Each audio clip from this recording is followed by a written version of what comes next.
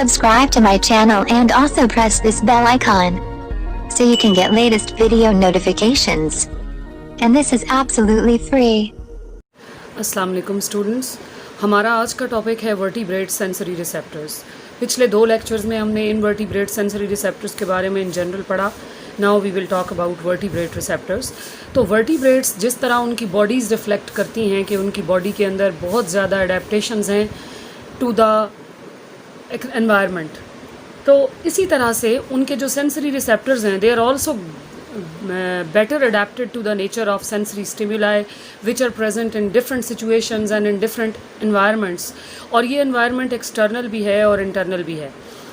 Each environment has some physical and chemical attributes or characters that affect the kinds of energy and molecules that carry sensory information. कोई भी जो organism है उसके इर्द गिर्द का माहौल या environment जो होता है उसमें बहुत से फैक्टर्स होते हैं, केमिकल और फिज़िकल फैक्टर्स।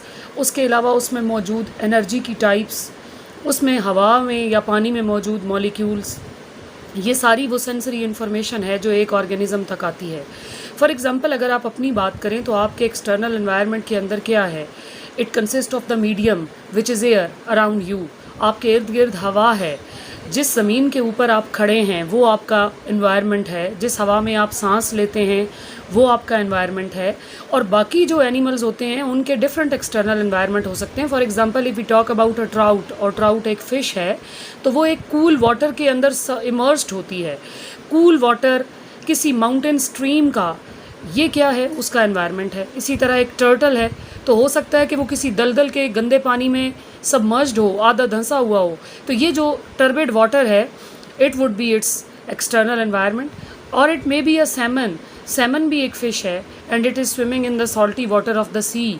तो आप ये देखें कि इन सब का एक्सटर्नल एनवायरनमेंट एक दूसरे से डिफरेंट है। तो जिस तरह एक्सटर्नल एनवायरनमेंट एक दूसरे से डिफरेंट है उसी तरह वहाँ से आने वाले स्टिम्युलाई भी डिफरेंट होते हैं। तो हर मीडिया के अंदर कुछ एनवायरमेंटल स्टिम्युलाई होते हैं। फॉर एग्जांपल एयर लाइट को बहुत तेज़ी से ट्रांसमिट कर सकती है और साउंड वेव्स को भी बहुत एफिशिएंटली सबमिट करती है, लेकिन एयर मॉलिक्यूल्स को जो डिटेक्शन है, मॉलिक्यूल्स की डिटेक्शन वो लिमिटेड होती है उसमें। और उसमें आप अपनी सेंस ऑफ स्मेल को यूज़ कर सकते हैं, लेकिन आप कोई भी इलेक्ट्रिकल एनर्जी ट्रांसमिट नहीं कर सकते एयर के ज़रिए, क्योंकि एयर एक कंडक्टर नहीं है। But water is a good conductor of electricity. तो वाटर के अंदर क्या होता है, साउंड फास्टर ट्रेवल करती है, दूर तक जाती है as compare to air. Water wide range of chemicals को डिज़ोल्व कर लेता है, ये उसमें एबिलिटी है। एयर उस तरह से डिज़ोल्व नहीं कर सकती। ख़ास तौर पे अगर हम सी वाटर की बात करें, sea water is an excellent conductor of electricity, but it absorbs many wavelengths of light.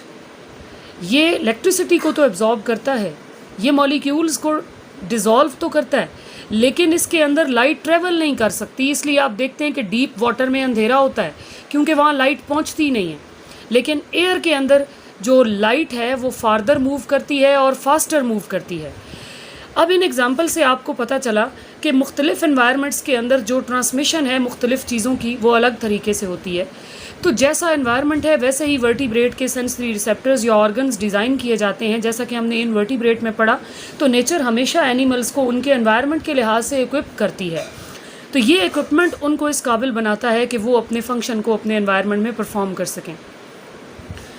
ज़्यादातर जो सिमिलैरिटीज़ होती हैं वो मौजूद हैं वर्टिब्रेट सेंसेस के अंदर। For each sense there is a fascinating story of environmental information, then there is evolutionary adaptation of receptor cells to detect that information, and then there is processing of that information in the central nervous system so that the animal can use it. तो अब इस सारे के बाद अब हम किस चीज़ को डिस्कस करने वाले हैं? हम ये डिस्कस करेंगे कि स्पेसिफिकली कुछ पर्टिकुलर वर्टिब्रेट रिसेप्टर्स किस तरह काम करते हैं, वो किन एनिमल्स के अंदर मौजूद होते हैं, how they detect changes in the external environment. और कुछ ऐसे रिसेप्टर्स हैं which are unique. For example, pain receptors that detect the changes in the internal environment of vertebrate animals also, and these are called proprioceptors, and this sense is called proprioception. ठीक है जी। Now we will talk about lateral line system or electrical sensing, which is a very unique sense present in some vertebrates which are living in water. So specialized organs for equilibrium and gravity detection, audition and magnetoreception. अब इसका आपको पता है कि equilibrium और gravity एक animal की body को उसके एनवायरनमेंट में अर्थ की पोजीशन, अर्थ के लिहाज से उसकी जो पोजीशन है और उसके ऊपर जो एनवायरनमेंट में फोर्सेस एक्ट कर रही हैं उनके अकॉर्डिंगली अपनी बॉडी को इक्विलिब्रियम में रखना, मुतवाज़न रखना, उसमें ये ऑर्गन्स इसकी हेल्प करते हैं. देन ऑडिशन, सुनने की हिस्स है. मैग्नेटो रिसेप्शन, इर्द गिर्द मौजूद मैग्नेटिक फील्ड्स को डिटेक्ट करने की फील्ड है, की सेंस है. All of them have evolved from the lateral line system of fishes. तो ये आया किधर से, ये सब में ये सेंस किधर से आई है? बेसिकली फिशेस में एक सिस्टम डेवलप हुआ विच is called the lateral line system, and it was developed for electrical sensing, and it is present in the head and body areas of most fishes, but it may be present in some amphibians and the platypus, duck-billed platypus, which is a mammal. तो इसके अंदर होता क्या है कि ये एक pores हैं या स्लिट्स हैं which are present in the epidermis of the skin, और इनके नीचे कैनाल्स हैं, और इन कैनाल्स के एंड पर जाकर इलेक्ट्रो रिसेप्टर्स लगे हुए हैं which are called the ampullary organs. So you can see here, this is the picture of a fish. तो यहाँ पे आप देख सकते हैं कि इस तरह एक लाइन में इसके हेड से लेकर टेल तक ये सिस्टम अरेंज हुआ हुआ होता है. ठीक हो गया. So these are the lateral line systems. तो ये जो ampullary organ है ये भी मैं आपको दिखा देती हूँ. Here is the mouth of a fish, eye, and here are the pores and canals. ये पोर है और इसके अंदर दूर तक कैनाल चली गई, और इस कैनाल के अंदर क्या होता है, ये पोर है. एपिडर्मस के अंदर ये पोर पड़ा हुआ होता है. एपिडर्मस स्किन की सबसे ऊपर की लेयर है, तो इसके अंदर ये पोर डेवलप होता है. इस पोर के अंदर ये कैनाल होती है, और इस कैनाल के नीचे जैसे आपके हेयर का एक बेस है, हेयर फॉलिकल है, उस तरह की एक स्वॉलन पोर्शन है which is called the ampullary organ. उसके अंदर एक एम्प्यूला होता है, स्पेशलाइज्ड एपिडर्मल सेल्स हैं, रिसेप्टर्स हैं और सेंसरी न्यूरॉन्स हैं which are taking the messages to the central nervous system. तो ये आपकी बुक में फिगर 24.19 है, यहाँ पे आप इसको देख सकते हैं. तो ये एक एम्प्यूलरी ऑर्गन्स हैं जो कि सेंस करने में हेल्प करते हैं. तो ये ऑर्गन्स जो हैं ये इलेक्ट्रिकल करंट्स को सेंस कर सकते हैं if there is some electrical current in the surrounding water. तो कुछ लिविंग ऑर्गेनिजम्स ऐसे हैं जो कि ख़ुद भी इलेक्ट्रिकल फील्ड प्रोड्यूस करते हैं, but these electrical fields are weak. तो अगर किसी एनिमल में ये एबिलिटी मौजूद है जो इस वीक इलेक्ट्रिकल फील्ड को डिटेक्ट कर सकता है अपने मेट को फाइंड करने के लिए, अपने प्रे को कैप्चर करने के लिए या प्रीडेटर को अवॉइड करने के लिए, then it is called electroreception. But fishes have this ability, they have an electroreception. दूसरी बात यह है कि ये एक बहुत ही वैल्यूएबल सेंस है when a fish is living in deep, turbulent और murky water where vision is of little use. ये इतना गंदा पानी होगा कि इसके अंदर उसको नज़र कुछ नहीं आएगा, तो वो अपनी आँखों से काम नहीं कर सकती. तो उसने कैसे अपने मेट को लोकेट करना है, अपने प्रे को कैसे कैप्चर करना है, या अगर कोई प्रीडेटर उस पर हमला करने आ रहा है उसको अवॉइड कैसे करना है, तो ये फ़िश क्या करेगी, अपनी इलेक्ट्रो रिसेप्शन को यूज़ करेगी. सम fishes generate electric field and then use their electroreceptor. This is called electrocommunication. तो ये कैसे होता है, ये करती है कि अपने सर से लेके अपनी टेल तक एक इलेक्ट्रिक फील्ड प्रोड्यूस करती है. जब कोई ऑर्गेनिज्म उस इलेक्ट्रिक फील्ड में एंटर होने की कोशिश करता है तो वो इलेक्ट्रिक फील्ड डिस्टॉर्ट होता है. Any surrounding object will distort the field. इसका रिजल्ट ये निकलेगा कि जो फिश है वो नेविगेट कर सकेगी, वो चीज़ों का पता चला सकेगी मर्की और टर्ब्यूलेंट वाटर्स के अंदर. Then there is lateral line system and mechanoreception. तो मैकेनो रिसेप्टर आपको पता है क्या होता है, एक ऐसा रिसेप्टर जो मैकेनिकल प्रेशर में आने वाली चेंजेस को या डिस्टॉर्शन को डिटेक्ट करता है. तो ये कई तरह के होते हैं. For example sound can also cause mechanoreceptors to be excited, then touch and muscular contractions.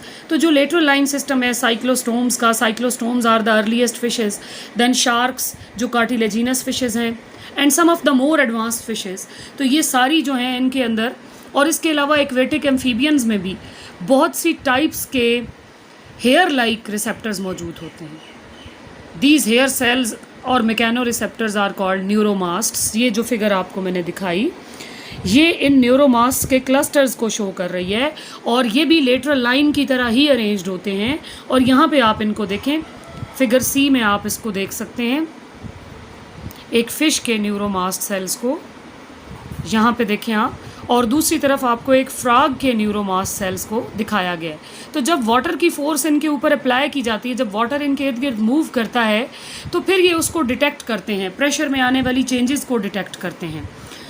तो ये mechanoreceptors which are called the neuromasts, these are also in the pits. ये भी सरफेस के ऊपर नहीं पड़े हुए, बल्कि ये पिट्स के अंदर हैं, लेकिन हेड रीजन में प्रेजेंट नहीं होते। सारे न्यूरोमास रिस्पॉन्स करते हैं वाटर की डिस्प्लेसमेंट को या डिस्टर्बेंस को। तो जब ये वाटर लेटरल लाइन के ऊपर मूव करता है, तो ना सिर्फ ये ऊपर मूव करता है, बल्कि ये पिट्स के अंदर भी जाता है। देखे ना, एक पानी एक जगह से गुजर रहा है तो उसको जहाँ भी सुराख नज़र आएगा वो उसके अंदर भी जाएगा ना, सुराख के अंदर भी पानी को आप जाने से रोक नहीं सकते।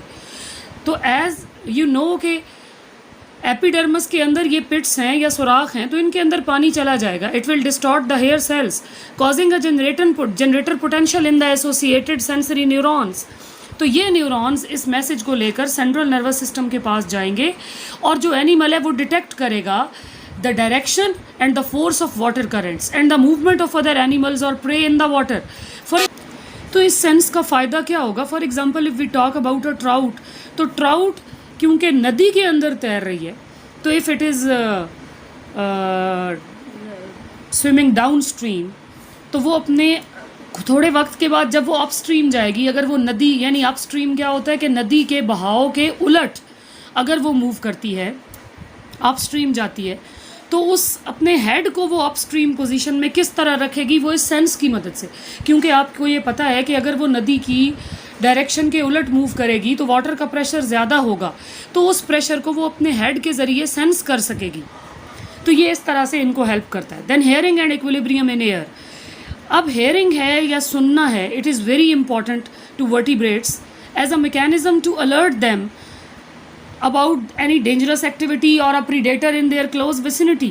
It also became very important in the search of food and mates and in communication with each other during the members of the same species or different species. So hearing, audition and equilibrium or balance both are considered together. वो इसलिए कि दोनों को एक ही vertebrate organ है जो control करता है, हेयरिंग को भी और इक्विलिब्रियम को भी, एंड दैट इज़ ईयर। तो वर्टिब्रेट का जो ईयर है उसके दो फंक्शनल यूनिट्स होते हैं। एक उसका ऑडिटरी ऑपरेटस है जो हेयरिंग में हेल्प करता है। The second one is vestibular apparatus which are semi circular canals and they are concern with the posture and equilibrium, जो इसके इक्विलिब्रियम को कंट्रोल करने में इसकी हेल्प कर रही होती हैं। तो जो साउंड है वो कैसे आती है आपको? जब प्रेशर वेव्स एनर्जी को ट्रांसमिट करती हैं through some medium which may be air और वाटर, तो उस वक्त जब वो कान से टकराती हैं तो वो प्रेशर ट्रांसमिट हो जाता है to the mechanoreceptors which are present in the ear. तो ये कान उसको एक जनरेटर पोटेंशियल की शक्ल देगा, और वो ब्रेन तक जब पहुंचेगा तो वो एक्सेस वो उसको परसीव करेगा कि ये क्या है, ये क्या सुनाई दे रहा है। But hearing in air have serious problems for vertebrates, इसलिए कि जो मिडल ईयर है, here the transformers are present which are the sound pressure sensors, but in air sound produces less than 0.1% of the pressure it produces in water. air जो है उसकी जो sound को transmit करने की एबिलिटी है वो बहुत कम है एज़ कम्पेयर टू वाटर। तो होता ये है कि वो सिर्फ उसका 0.1% प्रेशर प्रोड्यूस कर पाती है जो पानी के अंदर होता है। तो अब ये जो एयर के अंदर हेयरिंग है that resulted from the evolution of an acoustic transformer. Acoustic transformer क्या होगा? जो साउंड वेव को ट्रांसमिट करेगा एक जगह से अगली जगह तक। तो वो क्या करता है? वो एक थिन मेम्ब्रेन की शक्ल अख्तियार कर गया which is stretched over the bones, और इसको आप टिम्पैनम या ईयर ड्रम कहते हैं, और इसके ऊपर जो बोन्स के ऊपर जो मेम्ब्रेन लिपटी हुई है that is called the tympanic membrane. It is expose to air. तो जब एयर के अंदर आने वाली साउंड वेव्स इसके साथ टकराती हैं तो ये वाइब्रेट करना शुरू करती है, and this vibration is transmitted into the inner ear. तो ये जितनी ज़्यादा कसी हुई होती है टिम्पैनम, उतनी ही अच्छी आवाज़ सुनाई देती है। मुख्तलिफ फैक्टर्स की वजह से, किसी डिज़ीज़ की वजह से, या फिर एज के साथ साथ ये जो इसकी बोन्स के ऊपर स्ट्रेचिंग है ये लूज़ होना शुरू हो जाती है, इसलिए लोगों में सुनने की एबिलिटी कम हो जाती है। तो टिम्पैनम फर्स्ट टाइम एवॉल्व किस में हुई? एम्फीबियंस के अंदर। एन्यूरन्स का जो ईयर है या फ्रॉग का जो ईयर है उसके अंदर एक टिम्पैनम है, एक मिडल ईयर है और एक इनर ईयर है। तो तो जो टिम्पेनम है वो एक मोडिफाइड इंटेग्यूमेंट है, एक स्किन की तरह की मेम्ब्रेन है which is stretched over a cartilaginous ring. जब भी साउंड इससे टकराती है तो ये वाइब्रेट करती है और इसको मिडल ईयर को ट्रांसमिट करती है इस आवाज़ को। मिडल ईयर कहाँ है? It is a chamber which is behind the tympanum, तो वो फ़ौरन ही टिम्पेनम उसको ट्रांसमिट कर देती है। अब टिम्पेनम के साथ क्या जुड़ा हुआ है जिसके ज़रिए वो ट्रांसमिट करती है? एक ऑजिकल है या एक स्मॉल बोन है या बोनी स्ट्रक्चर है विच इज़ कॉल्ड द कोलोमेला और स्टेप्स, और ये आपकी बॉडी की सबसे छोटी बोन भी है। तो जो ऑपोजिट एंड है कोलोमेला का या स्टेप का, वो टच करता है एक और मेम्ब्रेन को विच is called the oval window. यानी ये जो स्टेप्स है ये एक तरफ टिम्पेनम से जुड़ी हुई है, दूसरी तरफ ओवल विंडो से, और ओवल विंडो जो है वो मिडल और इनर ईयर के दरमियान वाली मेम्ब्रेन है। एक तरफ एक्सटर्नल ईयर है, फिर टिम्पेनम है, फिर मिडल ईयर है, फिर इनर ईयर है। तो टिम्पेनम और मिडल और इनर ईयर की दरमियानी जो मेम्ब्रेन है which is Oval window, membrane of Oval window, तो उसके साथ उसको और टिम्पेनम को आपस में जोड़ने के लिए जो बोन है which is a very small bone that is called steps. अब जो हाई फ्रीक्वेंसी साउंड्स होती हैं जो 1000 से 5000 हर्ट्ज़ तक हैं वो टिम्पेनम के साथ स्ट्राइक करती हैं and they are transmitted through the middle ear via the columella, और वो प्रेशर वेव्स क्रिएट करती हैं in the fluid of the semi circular canals. तो ये प्रेशर वेव्स जब इनर ईयर में जाती हैं, इनर ईयर के फ्लूइड में जाती हैं, तो ये स्टिम्युलेट करती हैं रिसेप्टर सेल्स को। और यहाँ आप इस कान की तस्वीर भी देख सकते हैं। Here you can see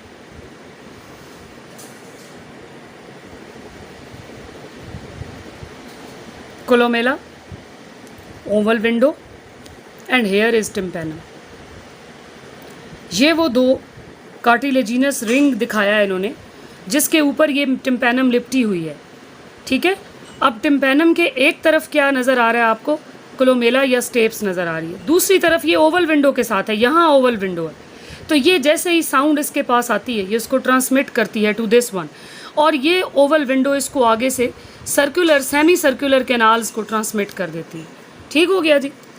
अब जो दूसरा छोटा ऑजिकल है which is the operculum, it also touches the oval window, लेकिन ये सबस्ट्रेट बॉर्न वाइब्रेशंस के लिए है, ये टिम्पेनम से आने वाली वाइब्रेशंस के लिए नहीं है। देखिए एक फ्रॉग जो है वो क्योंकि ज़मीन के ऊपर बैठा होता है तो उसका जो हेड है वो ज़मीन को भी टच कर सकता है, तो वो, और इसके अलावा जितने भी एम्फीबियंस हैं तो वो सबस्ट्रेट बॉर्न वाइब्रेशंस को सेंस कर सकते हैं। सबस्ट्रेट बॉर्न वो हैं जो ज़मीन के अंदर से ट्रांसमिट होकर आ रही हैं, तो वो फ्रंट अपेंडेजेस के ज़रिए उसको फील करते हैं, यानी अगली टांगों के ज़रिए, फिर पेक्टोरल गर्डल में आती है वो वाइब्रेशन, और उसके बाद जो अभी हमने जिस ऑजिकल के बारे में पढ़ा विच इज़ द ऑपरक्यूलम, यहाँ पर आप उसको देख सकते हैं, ये आपको ऑपरक्यूलम नज़र आ रही है ये, तो ये इसको ट्रांसमिट करेगी यहाँ से। अब ये जो ऑपरक्यूलम है या ये सबस्ट्रेट बॉर्न वाइब्रेशंस के लिए है, और जो इसके रिज़ल्ट के तौर पे प्रेशर वेव्स प्रोड्यूस होती हैं इन द इनर ईयर, वो सेंसरी रिसेप्टर सेल्स के एक और पैच को स्टिम्युलेट करती हैं जो लो फ्रीक्वेंसी साउंड्स के लिए। अब आपको ये बात समझ आ गई कि हाई फ्रीक्वेंसी साउंड्स टिम्पेनम से आती हैं जो 1000 से 5000 हर्ट्ज़ तक होती हैं, और जो लो फ्रीक्वेंसी साउंड्स हैं वो पेक्टोरल गर्डल से ऑपरक्यूलम के ज़रिए कान में एंटर होती हैं, जो 100 से 1000 हर्ट्ज़ की आवाज़ें हैं, जो कम फ्रीक्वेंसी की आवाज़ें हैं। तो जो अपरक्यूलम के साथ अटैच्ड मसल्स हैं जो अपरक्यूलम को और क्लोमेला को लॉक कर सकते हैं, यानी जब चाहे तो वो क्लोमेला की आवाज़ सुने, टिम्पेनम से आने वाली ये आवाज़ सुने, जब चाहे तो वो अपरक्यूलम से जाने वाली ये आवाज़ सुने। ये उसके अंदर एबिलिटी है कि वो इन आवाज़ों को लॉक कर सकता है इन मसल्स की वजह से, ये जो मसल आपको नज़र आ रहा है। अब अगर तो वो ऊंची आवाज़ों को उस वक़्त सुनने की ज़रूरत है तो वो अपरक्यूलम को लॉक कर देगा, तो उसे आहिस्ता आवाज़ें सुनाई नहीं देंगी। अगर वो उस वक़्त ऊंची आवाज़ नहीं सुनना चाहता, उसने सबस्ट्रेट बॉर्न वाइब्रेशन को सुनना है, तो वो टिम्पेनम को लॉक कर देगा और अपरक्यूलम की आवाज़ को सुनेगा। ठीक हो गया। तो ये जो मैकेनिज़्म है ये इसलिए अडेप्टिव होता है कि एक फ्रॉग को अपनी ज़िंदगी में डिफरेंट सिचुएशंस में लो और हाई फ्रीक्वेंसी साउंड्स को यूज़ करना है। फॉर एग्जांपल उसकी जो मेटिंग कॉल्स होती हैं वो हाई फ्रीक्वेंसी साउंड्स होती हैं, बहुत ऊंची आवाज़ें, जो आप आमतौर पे बरसात के दिनों में शाम के वक्त फ्रॉग की आवाज़ें सुनते हैं, वो उनकी मेटिंग कॉल्स होती हैं, इसीलिए वो इतनी ऊँची होती हैं। वो दूर दूर से अपने मेट्स को अट्रैक्ट करने के लिए ऐसी आवाज़ निकालते हैं। They are of primary importance, लेकिन ये पूरे साल के दौरान इंपॉर्टेंट नहीं है, सिर्फ ब्रीडिंग सीजन के दौरान इंपॉर्टेंट है। बट दूसरे वक्तों में जब साल के बाकी हिस्से चल रहे होते हैं तो लो फ्रीक्वेंसी साउंड्स इनको अप्रोचिंग प्रीडेटर्स के बारे में बड़ा इंपॉर्टेंट इन्फॉर्मेशन प्रोवाइड करती हैं। उसके बाद अगर हम सैलेमेंडर्स की बात करें तो सैलेमेंडर में टिम्पैनम नहीं होता, ना ही मिडल ईयर होता है, क्योंकि वो स्ट्रीम में रहता है, पॉन्ड्स में, केव्स में और पत्तों के ढेरों में छुपा रहता है, तो उसकी कोई मेटिंग कॉल नहीं होती। उस सैलेमेंडर कोई ऊंची आवाज़ नहीं निकालता, उसको सिर्फ जो आवाज़ें सुननी है वो सबस्ट्रेटम के ज़रिए, सबस्ट्रेट के ज़रिए, ज़मीन के ज़रिए उस तक पहुँचती हैं और स्कल के ज़रिए उसके इनर ईयर में एंटर होती हैं, तो इसलिए उसको टिम्पैनम या मिडल ईयर की ज़रूरत। अब जो सेंस ऑफ इक्विलिब्रियम है या बैलेंस है एम्फीबियंस के अंदर, उसमें सेमी सर्कुलर कैनाल्स भी इन्वॉल्व हैं। ये कैनाल्स उनको रोटेशनल मूवमेंट्स, यानी जो घूमना है, जो सर की रोटेशन है, और gravity, the position according to the gravitational pull, वो भी इनको बताएंगी। तो जो सेमी सर्कुलर कैनाल्स हैं उनका काम तकरीबन सारे वर्टिब्रेट्स में सेम है, and that they are related to equilibrium. They are performing the function of maintaining equilibrium in vertebrates. तो जो रेप्टिलियन ईयर्स का स्ट्रक्चर है वो वेरी करता है। फॉर एग्जांपल जो स्नेक है उसके ईयर में मिडल ईयर कैविटी और टिम्पैनम नहीं होते, क्योंकि स्नेक ज़मीन पे लेटा हुआ है, उसके लिए सबस्ट्रेट बॉर्न वाइब्रेशन ज़्यादा इंपॉर्टेंट होती हैं, तो उसकी जो जॉ बोन है that is articulated with the steps, वो इन्फॉर्मेशन को रिसीव करती है फ्रॉम द सबस्ट्रेटम, यानी उसका जॉ रिसीव करता है। दूसरे रेप्टाइल्स में टिम्पैनम मौजूद हो सकती है जो सरफेस के ऊपर भी होती है या सर के अंदर एक स्मॉल डिप्रेशन में होती है, but the inner ear of reptiles is similar to that of amphibians. बिल्कुल वैसा ही इनर ईयर रेप्टाइल्स का भी है जैसा अभी हमने एम्फीबियन के बारे में पढ़ा। अब अगर हम इन दोनों की बात करें तो इनमें शायद इतनी इंपॉर्टेंट नहीं है hearing, but in case of birds it is very important. So birds have a well developed hearing. उनके कानों की जो जगह होती हैं, क्योंकि उनमें कोई एक्सटर्नल ईयर नज़र नहीं आता आपको, लेकिन आप देखें कि उनकी चोंच से थोड़े फासले पर कुछ लूज़ हेयर होते हैं या लूज़ फीदर्स होते हैं। These are delicate loose feathers which are covering the external ear opening. लेकिन ये लूज़ क्यों है? ताकि ये उनको आवाज़ें सुनवा सकें। अब जो मिडल और इनर ईयर के स्ट्रक्चर्स हैं these are similar to those of mammals in case of birds also. तो auditory senses are very important to the early mammals. पुराने जो अर्ली मैमल्स थे उनके लिए ऑडिटरी सेंस बड़ी इंपॉर्टेंट थी। फॉर एग्जांपल उनकी जो अडेप्टेशंस हैं उनमें आपको एक ईयर फ्लैप नज़र आता है कि उनके बाहर एक कान है which is called the auricle, और जो ऑडिटरी ट्यूब है which is the external ear tube और the auditory canal which is leading to the tympanum. यानी टिम्पैनम बाहर नहीं पड़ी हुई बल्कि बाहर एक ईयर फ्लैप है, उसके बाद एक ऑडिटरी कैनाल है जो कि ट्रांसमिट करती है साउंड को टू द मिडल ईयर, और ये साउंड को जब मिडल ईयर में लेकर जाती है तो उसके आगे फिर बहुत से स्ट्रक्चर्स हैं जो इनर ईयर में लेकर जाते हैं। मैमल में जो इनर ईयर है उसके अंदर एक long but coiled sensory structure है which have special receptors for sound in it and these are called this is called the cochlea। ये बिल्कुल एक स्नेल जैसा लगता है, यहाँ पर आप देखें इसको, this one, ये कॉकलिया है और सेमी सर्कुलर कैनाल्स इसके साथ जुड़ी हुई हैं। ये यहाँ आपने देखा सिर्फ सेमी सर्कुलर कैनाल्स हैं, कॉकलिया नहीं है, सिर्फ एक सेंसरी पैच है जो साउंड्स को डिटेक्ट करता है। लेकिन यहाँ पर मेमेलियन या वर्टिब्रेट जो हायर वर्टिब्रेट्स हैं उनके ईयर में क्या है, एक कॉकलिया डेवलप हो गया जो कि एक रिसेप्टर ऑर्गन है फॉर साउंड। तो ये स्ट्रक्चर प्रोवाइड करता है मोर सरफेस एरिया, क्योंकि ये कॉइल्ड है तो जितनी कॉइलिंग ज़्यादा होती है उतना सरफेस एरिया कवर्ड ज़्यादा होता है, तो ये ज़्यादा सरफेस एरिया प्रोवाइड करता है फॉर रिसेप्टर सेल्स और मैमल्स को एक ग्रेटर सेंसिटिविटी देता है, न सिर्फ वॉल्यूम के लिए बल्कि वो आवाज़ों की पिच में भी डिस्क्रिमिनेट कर सकते हैं, डिफ्रेंशिएट कर सकते हैं आवाज़ों की पिच को।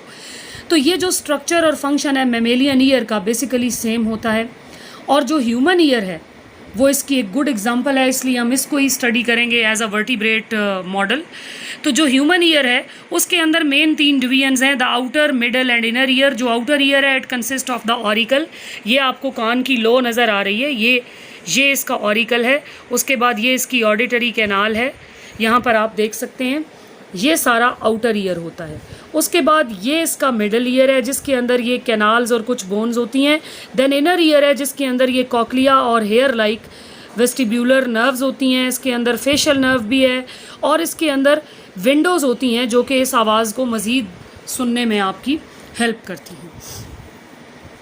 अब यहाँ पर आप देखें कि 3 स्मॉल ऑसिकल्स हैं which are between the tympanic membrane and the oval window. और ये ऑसिकल्स कौन है? एक मैलियस है which looks like a hammer, so it is called hammer also. Then incus which is also called anvil, and stapes which is also called stirrup. इनके ये नाम इनकी शेप्स की वजह से रखे गए। जो मैलियस है वो टिम्पैनिक मेम्ब्रेन के साथ एक तरफ से जुड़ता है, दूसरी तरफ से इनकस के साथ। इनकस स्टेप्स के साथ कनेक्टेड है और स्टेप्स आगे जाकर ओवल विंडो के साथ जुड़ी होती है। तो जब टिम्पैनम सबसे पहले टिम्पैनम के साथ आवाज़ टकराएगी तो वो किसको ट्रांसमिट करेगा? मैलियस को।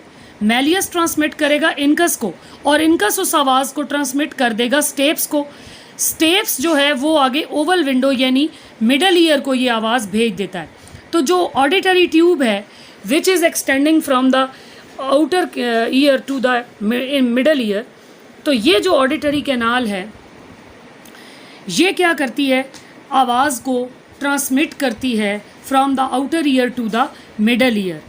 उसके बाद आगे एक ट्यूब है जो कि एक्सटेंड हो रही है from the middle ear to the nasopharynx and equalises air pressure between the middle ear and the throat.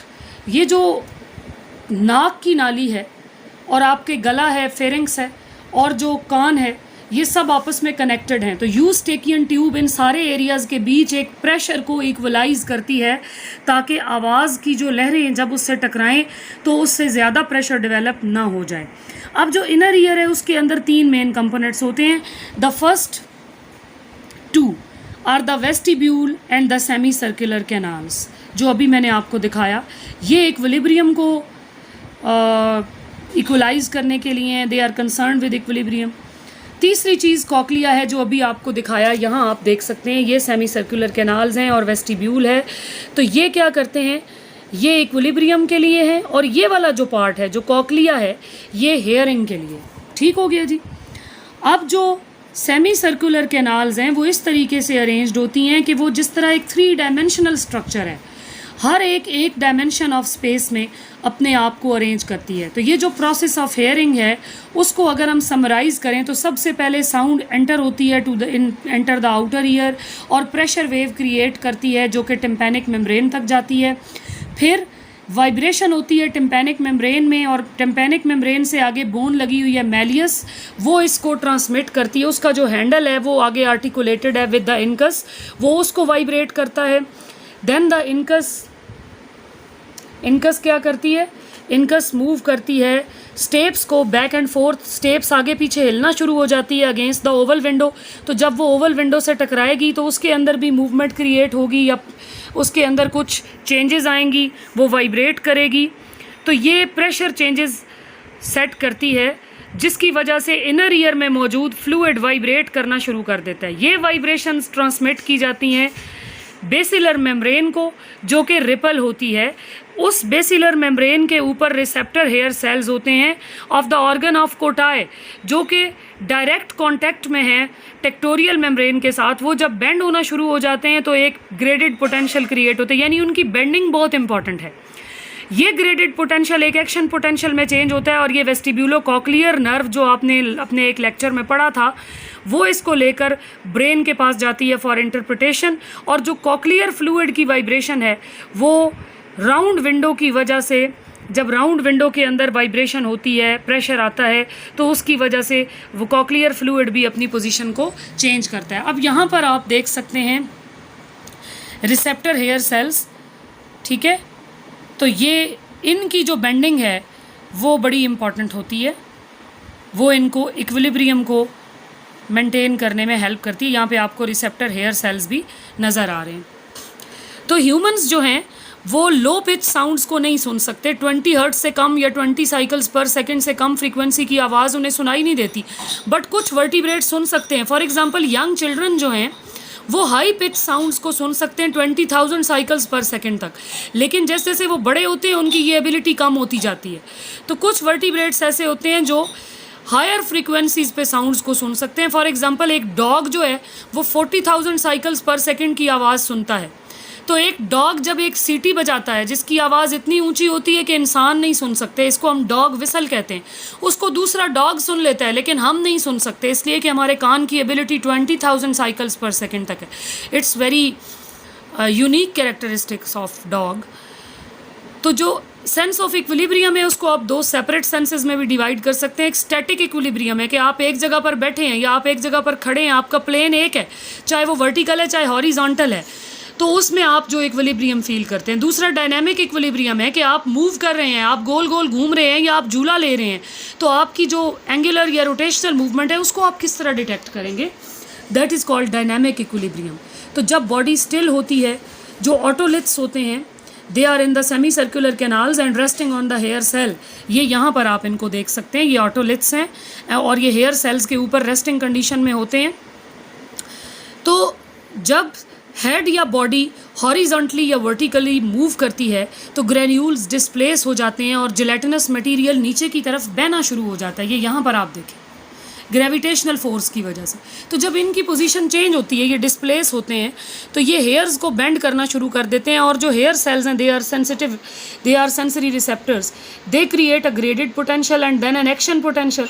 और ये जो इनकी कंटिन्यूस मूवमेंट है सेमी सर्कुलर कैनाल्स में, ये मोशन सिकनेस या सी सिकनेस क्रिएट कर सकती है ह्यूमंस के अंदर।